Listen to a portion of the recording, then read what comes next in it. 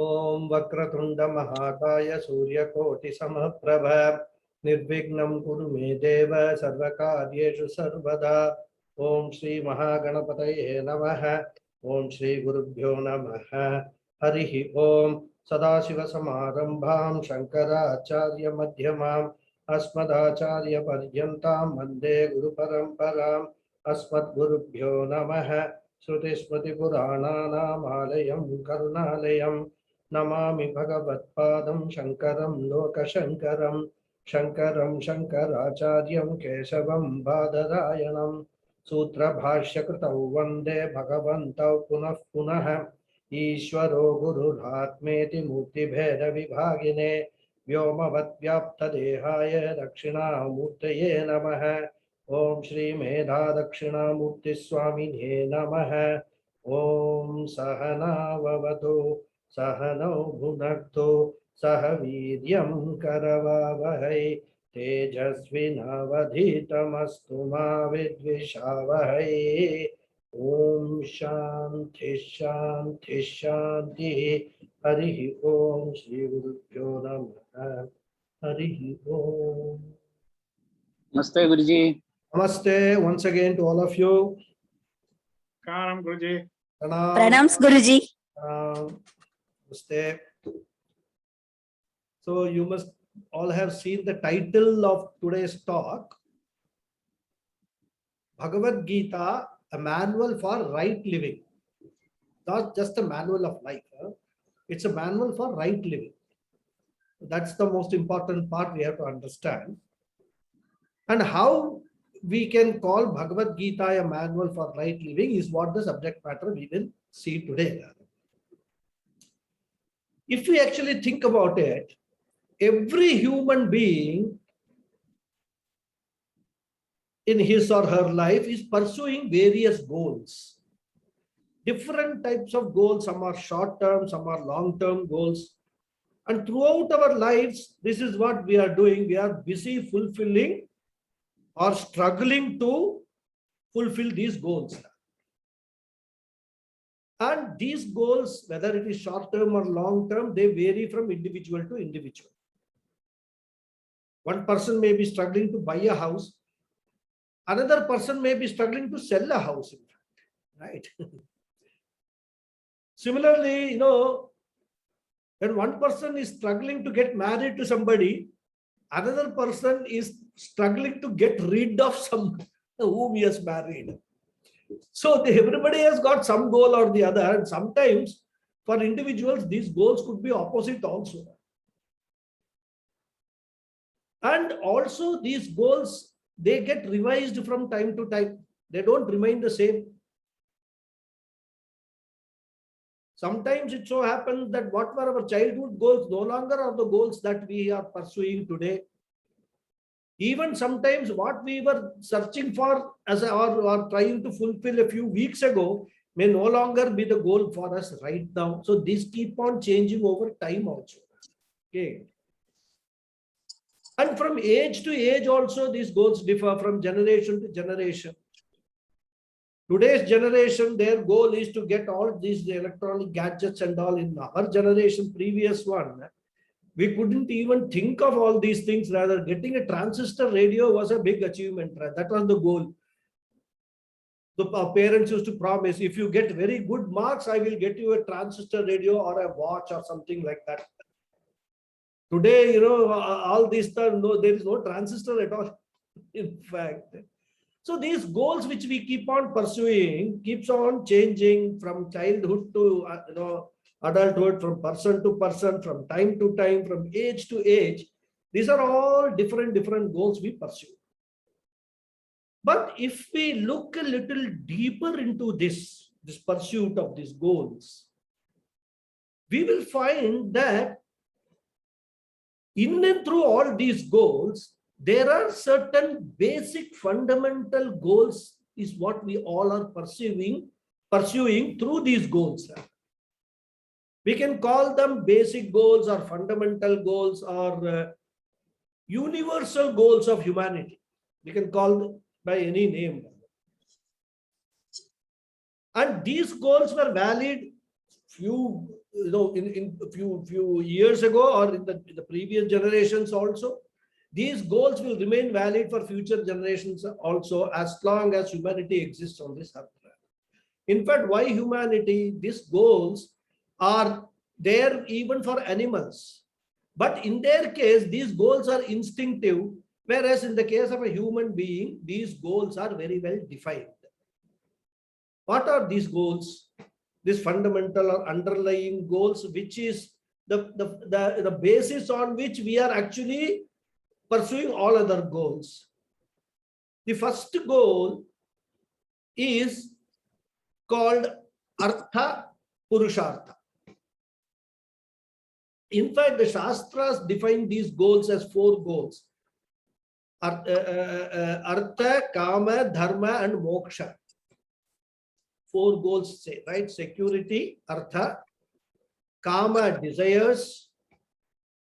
Dharma is reaching out karmas, or earning punya papas through, earning punya through your karmas, rather doing all what I can call dharmic karmas rather. And moksha is liberation from samsara. At this point, let us just understand liberation from samsara. Samsara means all the grief and sorrows that we experience during this life, and also it refers to rebirth. Samsara also refers to the being born again in this miserable world. So these are the Shastra defines this as 4, but for our purpose, let us keep it to 3 main goals. So the first is security, Artha Purushartha. If you look at it, all our pursuits, or at least majority of our pursuits, are looking for some kind of a security, and this is instinctive when we are born, but it develops more and more as we grow up. I want to be secure in my life. We talked about security in the last class also, right?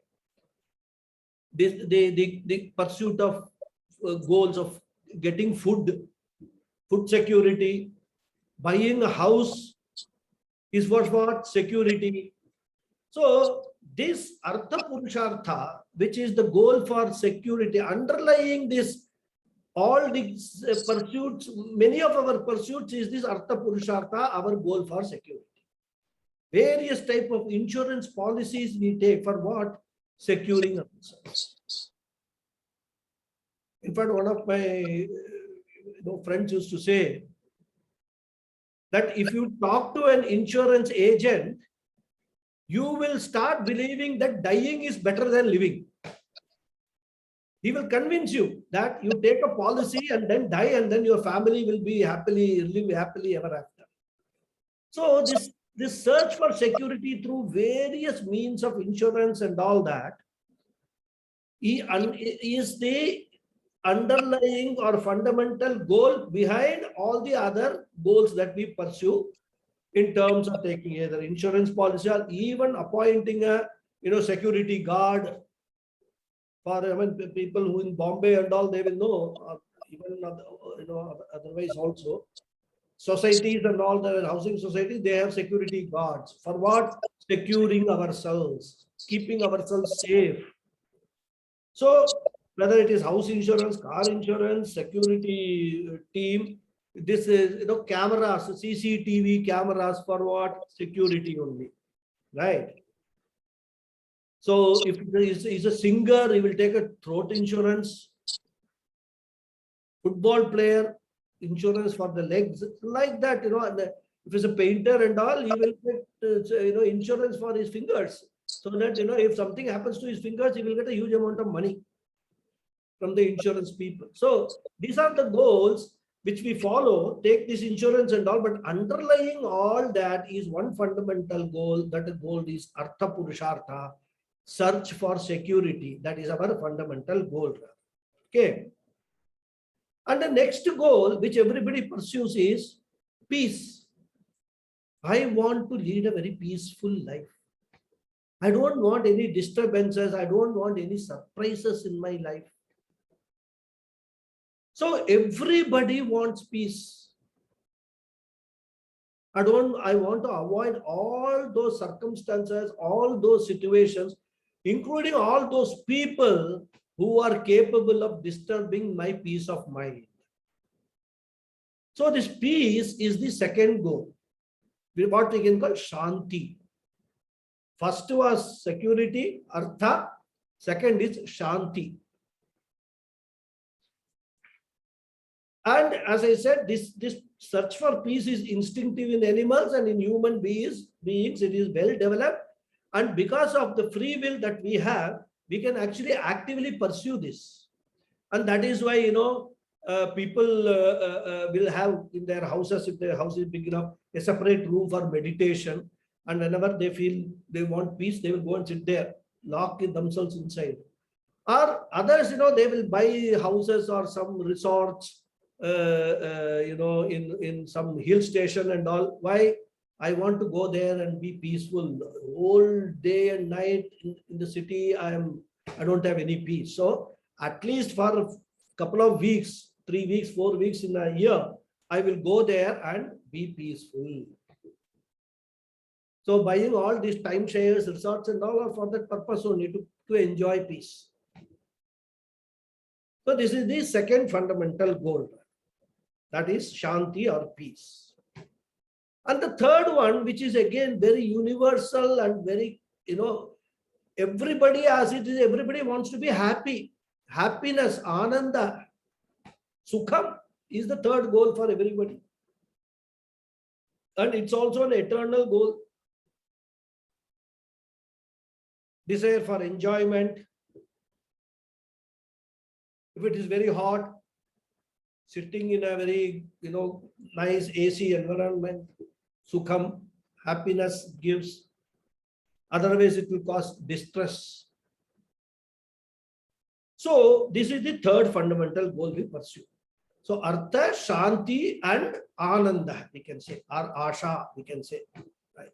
To put it in short. So the desire for security, desire for peace, and desire for happiness are the three fundamental goals every human being is pursuing. And these are the basis on which we actually search for all other things, set all other goals, whether it is buying a house or traveling to undertaking a world tour or whatever it is. Those are all goals, but underlying those goals are these three fundamental goals. Okay. Status, job position, big salary, investments in deposits, shares, all these are all goals we pursue for what? For all these, either peace or security or happiness. Okay. In fact, Swami Paramatmananda, he narrates a nice story about peace. It seemed there were, two soldiers were talking to each other. And one soldier said, and in fact, they were discussing their reason for joining the army.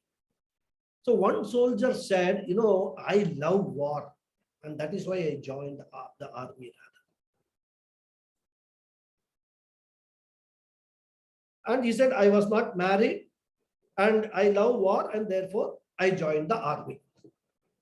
The second fellow said, I am married, I love peace, and that is why I joined the army. So, in search of peace, people can even join the army rather, which is actually, a place where you cannot think of finding peace in a war. But which is more peaceful is something which one needs to decide rather. Okay. This is just a small joke which Swami Paramatmananda recites. So, these three fundamental goals which we are constantly in search for, the scriptures point out that why are you searching? All these three goals are there within you only. You don't need to go and search anywhere.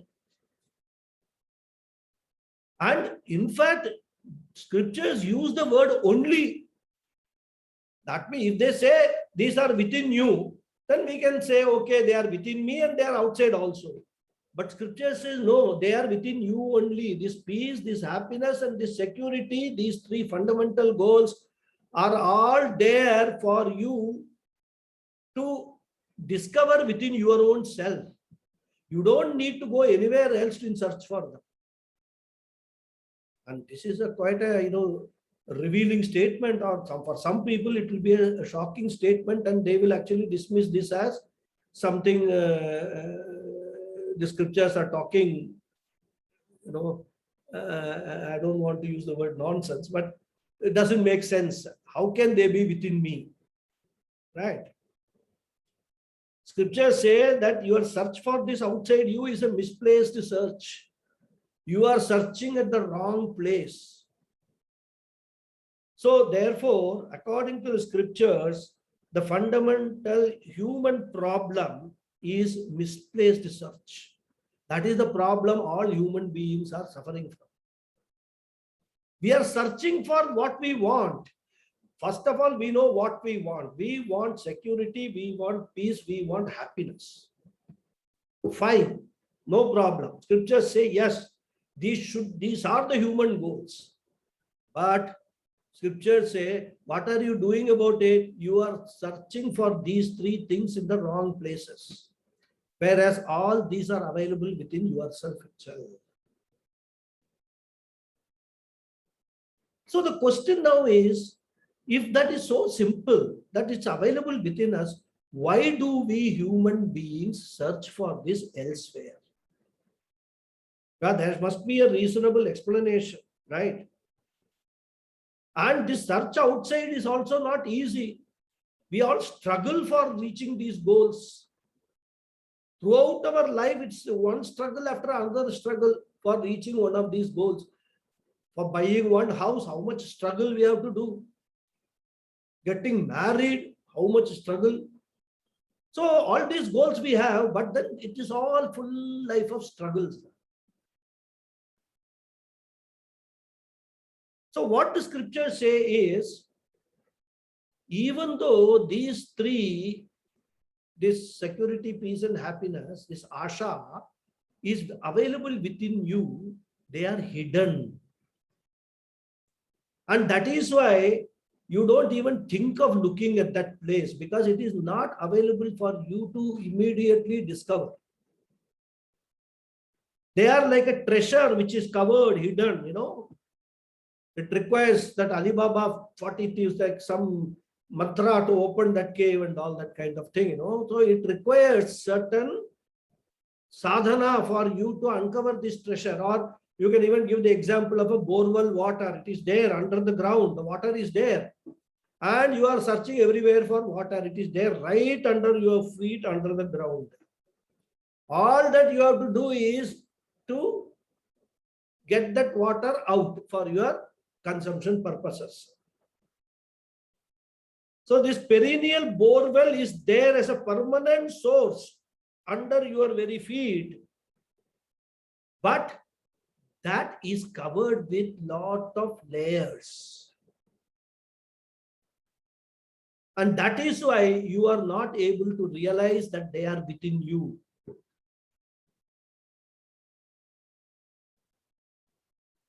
Like the case of water also.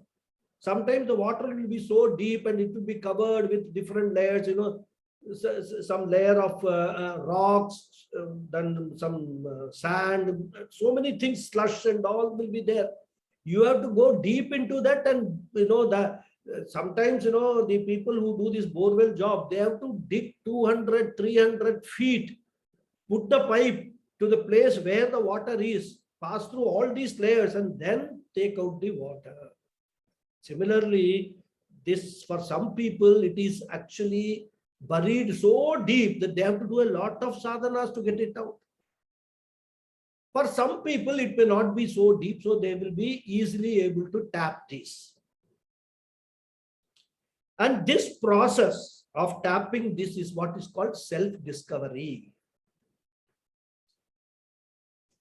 This is what the scriptures say, that you have to discover your own self, get the knowledge of yourself, self-knowledge, tattva bodha, you have to get, then you will stop this search elsewhere.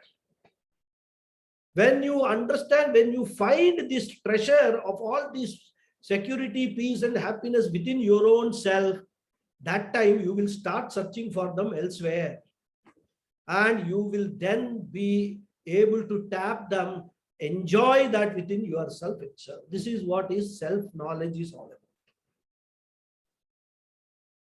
Now the next question is, what are these layers? Because in the case of water, we can say this is slush, mud, and rocks and all that.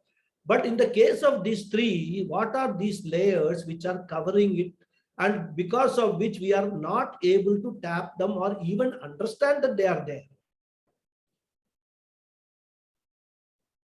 Once we know what these three layers are, then we can use the appropriate instrument for removing those layers, isn't it? So first understanding those layers is necessary. Because even in the case of a bore well, if it is stone, a different instrument has to be used. If it is slush, we have to use a different instrument. Same instrument will not work for all the layers. So similarly here also, we need to understand what these layers are, which are, under which all these peace, security, happiness, which is within ourselves are buried, so that we can remove those layers. The scriptures, they point out that these three layers, this peace, security, peace, and happiness, they are covered by three layers. The first layer is what is called malam. Malam means impurities. The second one is called vikshepaha. Vikshepaha literally means disturbance, and it refers to extrovertedness, outgoing tendency, right? So vikshepaha we can understand as a disturbance caused by outgoing tendency, extrovertedness. And the third layer, the scriptures say, is called avaranam. Avaranam means covering or obscuring or masking, as it were. That covers, rather. It is there, it is covered, so you don't see it. You don't know that it is existing. And this avaranam is in the form of ignorance. That is, something is there, you don't know its presence, so you are ignorant about it. So this avaranam is in the form of ignorance. So malam, vikshepaha, avaranam. These are the three layers which are covering this treasure of peace, security, and happiness which is there within us. And this malam, which is impurities, are in the Shastra referred to as 6 type of impurities, or what is called Shadripu. They are also called enemies, because they are enemies in the sense that they prevent you from realizing what is already there with you, from actually tapping into the treasure that you have. And they are what? Kama, desire; krodha, anger; lobha, greed; moha, delusion; madha means arrogance, conceit; vanity; and matsaryam, jealousy or competitiveness. So kama, krodha, moha, kama, krodha, lobha, moha, madha, matsarya. 6 impurities are there. And all these impurities are sitting where? In your mind. And these impurities are the first layer of covering, because of which you are unable to tap into this treasure which you have got within you. So they form the first layer for unearthing this inner joy, our inner joy. And the second layer is vikshepaha, mental restlessness, mental wandering. Just mute everybody. I don't know from where there is lot of background noise coming of some crow crowing, all that. Okay. So extrovertedness is this vikshepa. There is turbulence in my mind because I am not able to, because of this turbulence, I am not able to see the hidden treasure within me. Like when the water is turbulent, you can't see the bed of the river, isn't it? At least you cannot see it properly. And if the water is muddied, again you cannot see the bottom of the river rather.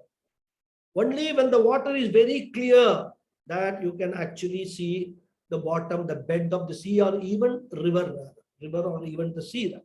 Okay. So the muddied water has got malam, the turbulent water has got vikshepa. So similarly, we also have got this, impurities in the mind, and the mind which is of wandering nature, extrovertedness, going out, searching everywhere for peace and happiness. Because of that, we are not able to look within our own self rather. And the third layer, what I said, is ignorance. Ignorance of what? Ignorance of this fact that I am the only source for all these three things. We are ignorant about that. And because of that ignorance, we are searching for this everywhere. Eventually, very few human beings will succeed in this search. And their success is also, finally, they will realize that I don't need to search there within me only. It's just like, they used to say one story. Many people have got this habit of keeping this, these specs like this, when doing something. And then after some time, they will forget that the specs is here and they will search for it all over the place. And they will even call their family members and all to search. Then one Mahatma family member will say, what are you searching? I am searching for my specs. Just to look at your head, it is there only. This is what we are all doing. The whole thing is within us and we are searching for it everywhere. Because why? We are ignorant of the fact that this is within us, just like we were ignorant of the fact that we had actually kept that specs here only. This is what is happening rather to us. So what we have to do is, we have to remove these. We have to remove these impurities. We have to remove this extrovertedness. And we also have to remove the ignorance. We have to remove all these three. Once we remove these three, then automatically we will realize that treasure which is there. We will have to be crystal clear for us to see that. Happiness, security, and peace within ourselves only. So these have to be removed through what the scriptures call sadhanas. Sadhanas means you can call it spiritual practices, religious practices, a discipline, certain discipline, which also is called yoga. Also, yoga is a word which is commonly used in the scriptures for all these spiritual practices. Yoga means that which unites the seeker with the sought. That is yoga. Yuj dhatu, to unite. So anything which unites a seeker with his goal is yoga. Okay. And here for us, the destination is what? Destination is security, peace, and happiness, or asha is our destination. And for this, we have got three different disciplines for this purpose.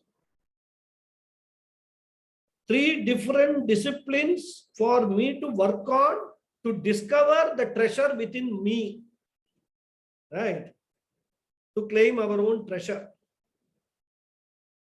And these three yogas which are prescribed in the scriptures are called Karma Yoga, Upasana Yoga, and Jnana Yoga.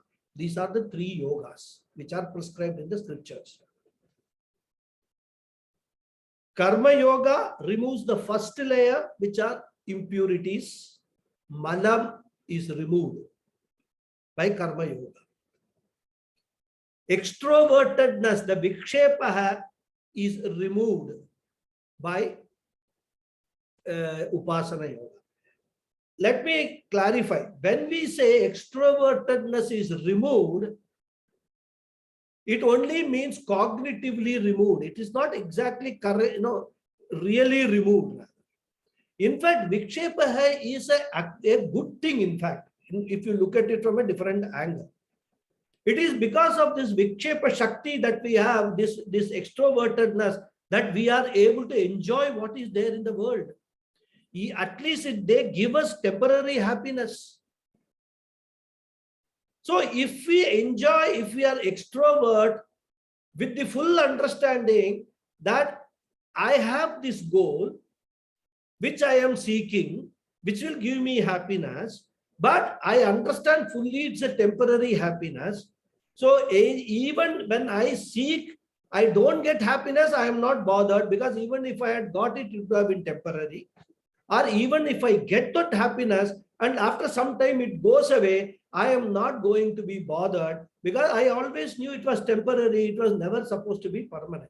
If with this understanding one is an extrovert, there is no problem at all. The scriptures don't say you remove extrovertedness by locking yourself somewhere and not looking at the world at all. God has created this world as a very beautiful world. For what? For our experiencing this world only, rather. For God, all the human beings, all the animals, all living beings are all the audience for what this creation is. The more we see the world and more we appreciate the beauty of this creation, the intelligent way it is been put together, the more we will appreciate God. So vikshepa we must not understand as something negative. But what is happening is it is an obstacle for our discovery of what is within us. That is all. That is how we have to understand. And that for that this upasana yoga or meditation is upasana yoga is different types of meditation. All this we will see in detail when we see in Bhagavad Gita. So that is called upasana yoga, which will remove the second layer, not remove. It will actually manage the second layer in a constructive way, this vikshepa layer. And the third one is jnana yoga, which is self-knowledge, to remove the third layer, remove the ignorance. Jnana means knowledge. So when you get knowledge, remove the ignorance is removed. And what type of knowledge we will see. So karma yoga, mana nivritti. Upasana yoga, vikshepa nivrittihi. Jnana yogena ajnana nivrittihi. Ajnana means ignorance. So these three yogas, if we practice, it will connect us to our own treasure within us, our own wealth of security, peace, and happiness. Karma yoga is what? Briefly put, karma yoga is a lifestyle consisting of proper action and proper attitude. Simply defined. Proper action means those actions which primarily contribute to the reduction of this kama, krodha, etc. What I said, the impurities. That is proper action. Any action which will help in the reduction of these impurities is called proper action. And proper attitude is what? Proper attitudes towards the action and also the result of the action. And which will help me grow through every experience. I will not look at all my good experiences and bad experiences as a means for happiness or sorrow. I will look at all my experiences as a means for my spiritual growth. That is the attitude. That is the proper attitude. So all this, as I said, These are all the formula for right living, and Bhagavad Gita deals with these subjects in quite detail, and that is why it is a manual for right living. So proper action plus proper attitude is karma yoga, and karma yoga removes the first layer of impurity, malanivritti, and which can be positively presented as chitta shuddhi. When impurities are removed, purity is attained. Shuddhi means purity. Chittam means mind. So the purity of the mind is attained by karma yoga. Then the second one is upasana yoga. As I told you, upasana yoga, different types of meditations, they are prescribed in the Upanishads, in Vedas and all. Again, we will see Bhagavan Krishna talks about them in Bhagavad Gita also. And this upasana yoga will help in quietening the mind through this meditation. The chanchalata, the disturbance in the mind, the turbulence in the mind will be quietened through the upasana yoga. The restless, outgoing, wandering mind will be calmed down. So a stress-free mind is the result of this upasana yoga. Okay. Which is upasana yoga helps in vikshepa nivrittihi, as I said, right? And this upasana yoga can be positively presented as chitta nischalatvam or chitta naischalyam. Naischalyam means that which is bereft of chalanam. That is the restlessness. Mind becomes calm, composed. And when you practice this upasana yoga through meditation and all, in all circumstances, mind will be calm and composed. It will not get easily agitated at all, whatever be the situation. So that is what the upasana yoga contributes. Okay. So malanivritti karma yoga, vikshepa nivritti upasana yoga. The third is jnana yoga. And it consists of, as I said, inquiry into myself, my nature, real nature, true nature. Inquiry into questions like, do I require peace from outside? Do I require security from outside? Do I require happiness from outside? Or all these things are available in abundance within me only? Inquiring into that, understanding that, discovering that is what is self-knowledge is all about. And that removes ignorance layer, the avarana nivrittihi takes place. Avarana means covering, as I told you. This treasure is covered in ignorance. By removing this through jnana yoga, we get the jnanam, the self-knowledge. And that leads to discovery of one's own nature. So if a person goes through karma yoga, upasana yoga, and jnana yoga, all these three layers will be removed. Malam, vikshepa, and avaranam will be removed. If a person successfully goes through these three spiritual practices, religious stroke spiritual practices. And therefore, and it has got to be very strongly practiced, because these are very thick layers. These layers have not formed in this life. These layers have been formed from hundreds and crores of lives that we have had. Very thick. So one needs to break through that. But like what they do, while constructing these highways and all that, mountains will come. So thick rocks have to be penetrated. So these yogas have to be practiced very seriously for those, these layers to be penetrated and then nullified finally. And to help us in going through these three yogas and also discover this security, peace, and happiness, our wonderful scriptures, they guide us, and the guide is called Vedas. The entire Veda is all about this only. Starts with the goals of humans and then leads you through the entire Vedic scripture how to attain those goals. And all the obstacles which are coming in pursuing those goals, in attaining those goals, how to remove those obstacles is what Vedas are all about.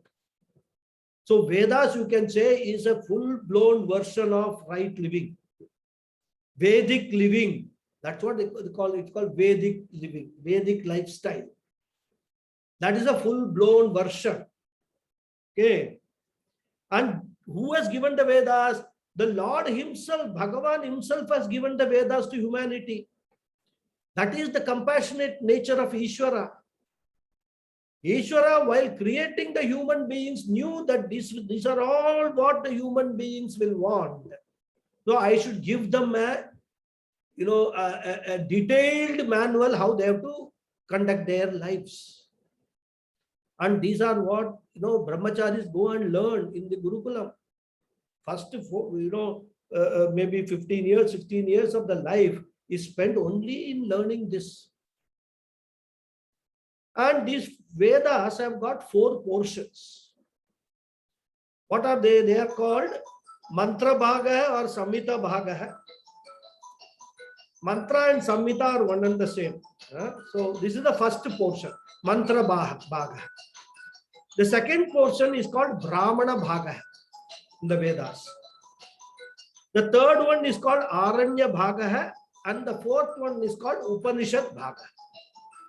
So these are the Mantra, Brahmana, Aranya, and Upanishad. These are the 4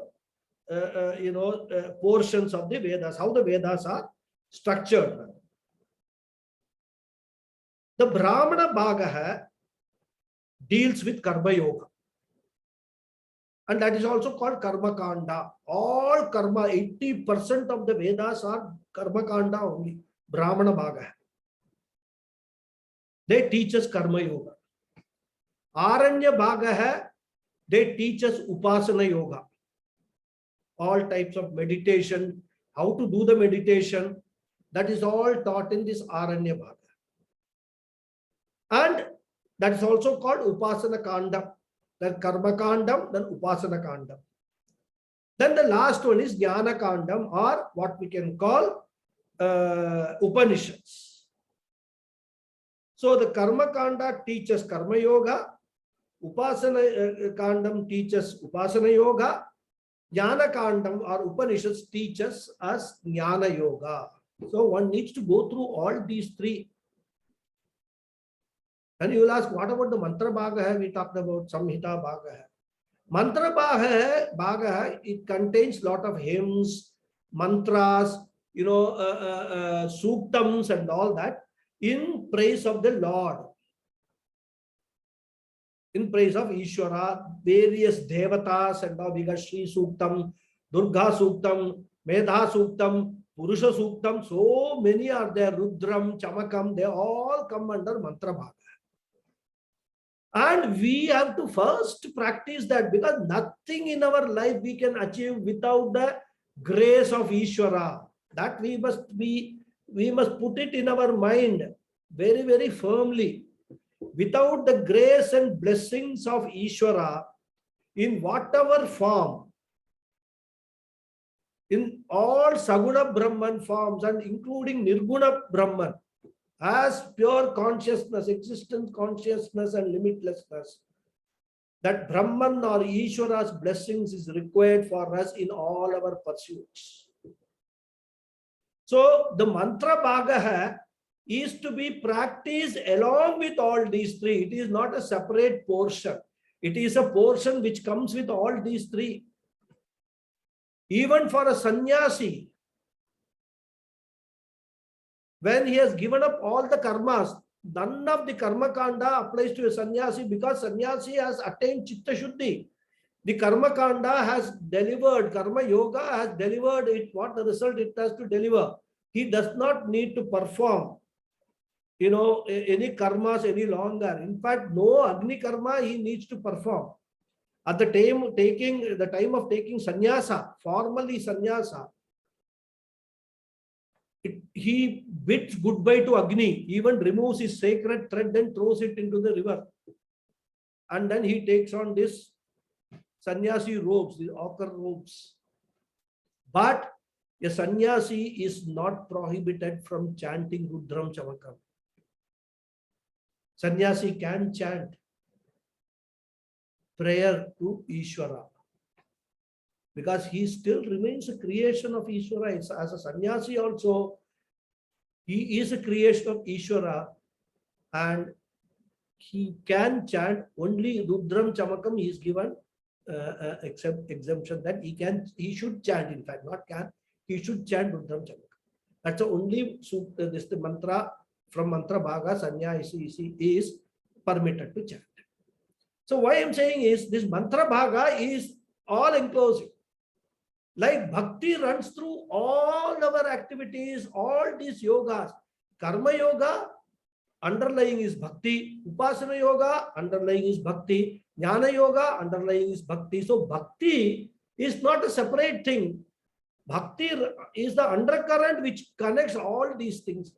That we must understand. So that is the mantra bhaga or samhita bhaga. The prayers, the purpose of those prayers. Okay. Because even to come to these yogas, we require the grace of the Lord. As even Swamiji used to say, Puja Swamiji used to say, and all gurus say, you have come to Vedanta itself is a very big indication that you are carrying a very good amount of grace of Bhagavan with you. That's why you have come here. Those people who lack this grace will never even step into any Vedanta class, or even by mistake they come, they will immediately run away from there. Okay. Because first we have to diagnose what the problem is, human problem. Everybody says, I'm suffering, I'm suffering. But why you are suffering? You have to diagnose the problem. And for diagnosis of the problem, you require Ishvara's grace. Because this is not a simple problem. It's a very deep problem.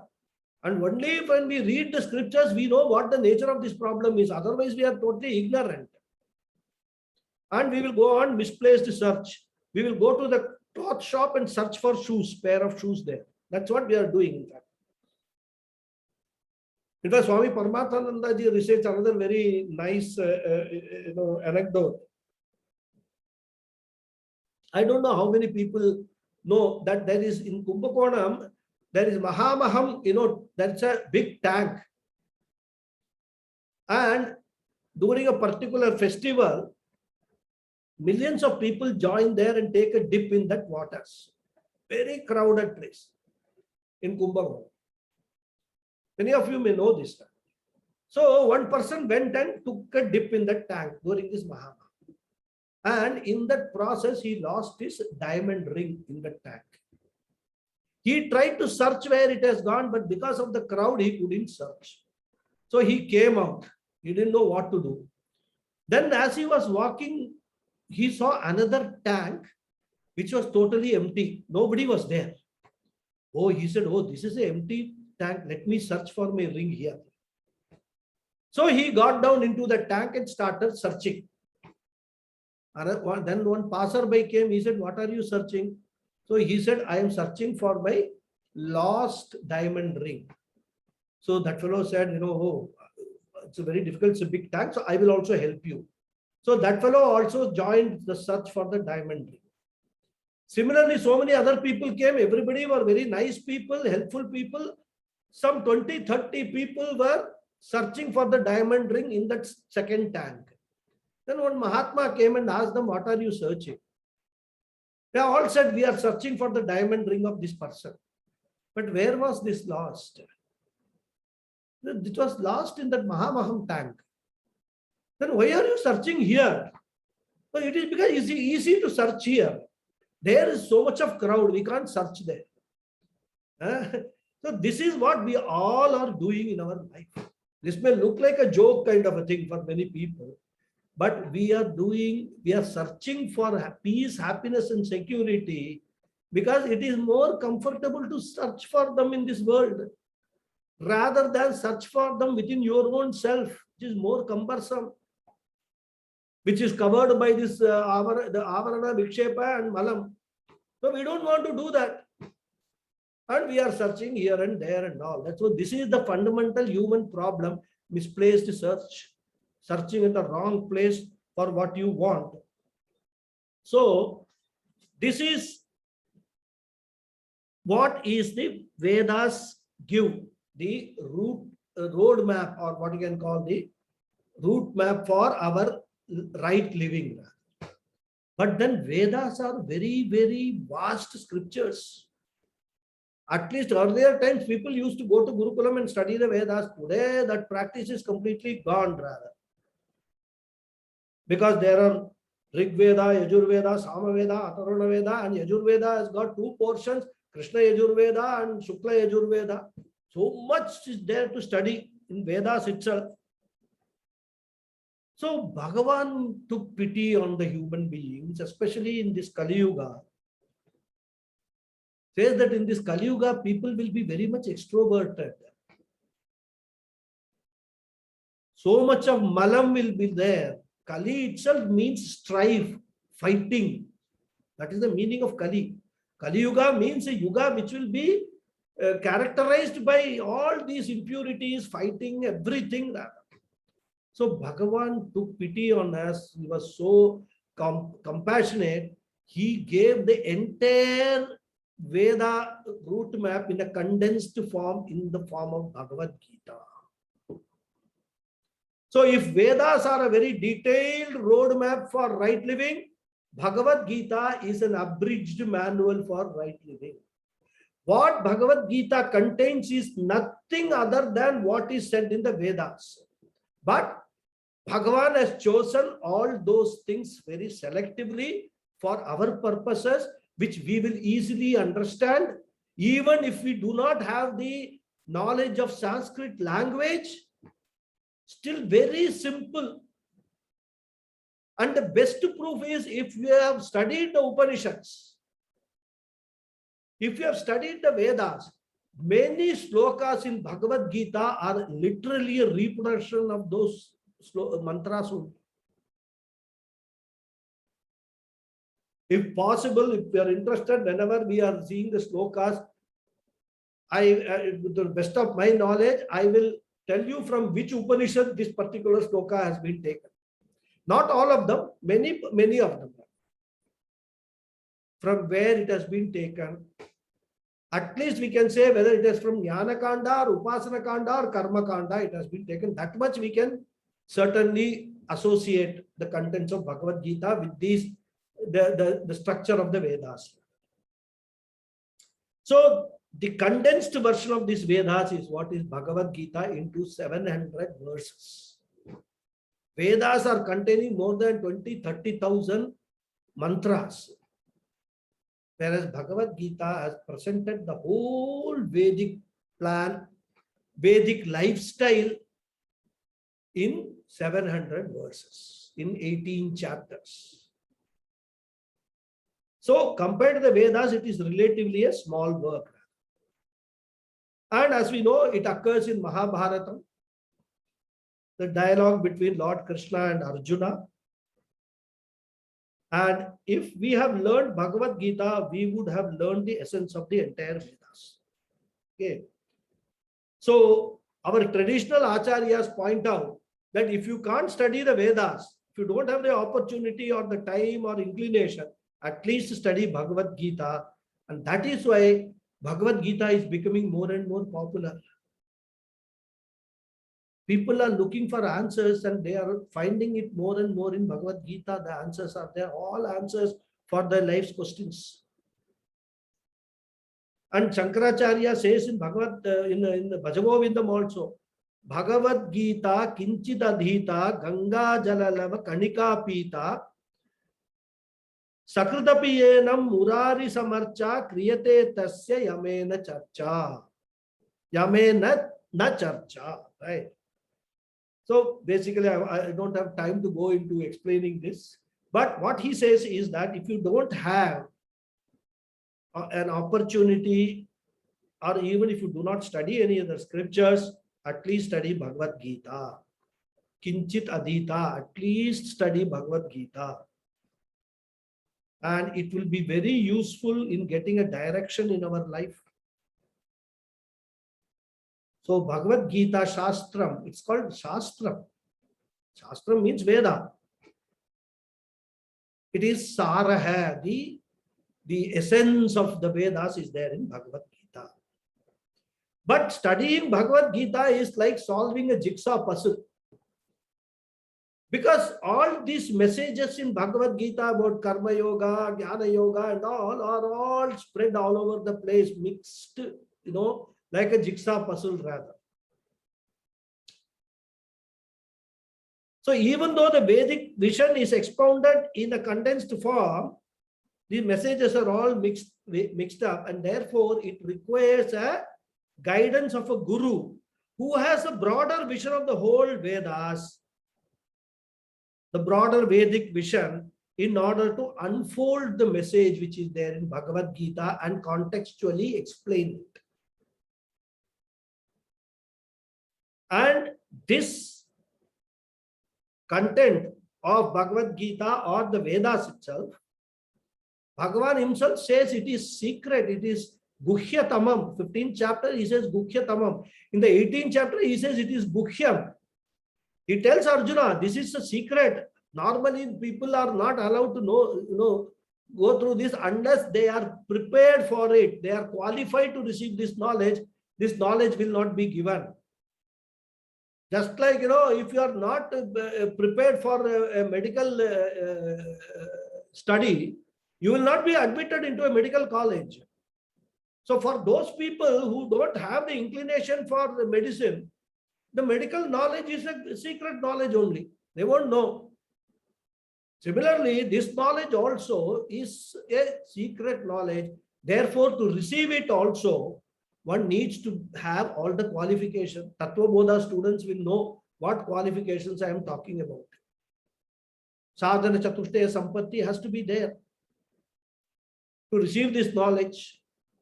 So, and to reveal this knowledge or to unfold this knowledge, the Guru has got to be a Sampradaya who has studied this entire thing in the Sampradaya from his own Guru, who comes in the lineage of the Guru, starting from Vedavyasa, Adi Shankara and all that, who have interpreted all these things, who have given these things to us. In fact, Vedavyasa has given Bhagavad Gita to us. So who better can explain what he has done? So that is why it requires both a qualified Guru and a qualified student for undertaking the study of this Bhagavad Gita. And this Bhagavad Gita has got several commentaries, as I told in the first inaugural class. And one of the brilliant commentaries written on Bhagavad Gita is by an Acharya called Madhusudana Saraswati. It's a very beautiful commentary. And before writing the commentary, he writes a few prayer verses, because in our culture, everything we start with prayer only. And those prayer verses have actually very beautiful prayer verses. There are 9 verses he has composed, and it has become a practice now whoever is teaching Bhagavad Gita in the traditional way, these 9 prayers are first learned, the meaning of those prayers are learned, and then we start the learning Bhagavad Gita chapter after chapter. So what we will do is, in the next class onwards, maybe these prayers, 9 prayers may take a couple of classes. So we will chant the prayers, we will understand the meaning of each of those slokas of the prayers, 9 prayers. In fact, they are, prayer to Mahabharatam, prayer to Vedavyasa, prayer to Bhagavad Gita, and prayer to Lord Krishna. These 4 prayers are there in these 9 prayers. So we will first learn the prayers, chant them, learn them, and then we will go to Bhagavad Gita, proper text. Okay, I'll stop here, and then we can take any questions if it is there. Okay. Om Purnamadav Purnamidam Purnat Purnamudachyate Purnasya Purnamadhaya Purnameva Vasishyate. Om Shanti Shanti Shanti. Harihi Om Shri Gurubhyo Namaha. Harihi Om. Thank you all very much. Thank you so much, Guruji. Thank you so much, Guruji. Namaste, Guruji. Namaste. Thank you very much, Namaskaram. Guruji. Namaskar. Finally, we got a gold medal. Sorry? Finally, we got a gold medal today. What? Oh, okay. Who got that?